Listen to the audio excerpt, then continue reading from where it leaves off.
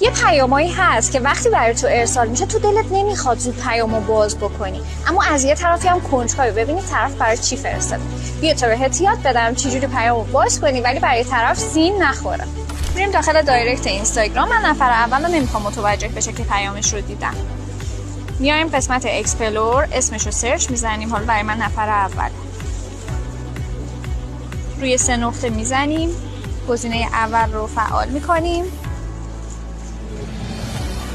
و این پیام برای من رفت تو قسمت ریکوست مسیج و وقتی که من بازش میکنم اون طرف متوجه نمیشه که من پیامش رو باز کردم. این راه اول.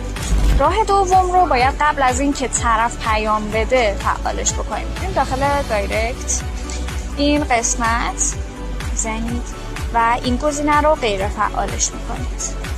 از این به بعد اگر که اون فرد برای من پیام بفرسته و من پیام رو باز بکنم سیم نمیخواد.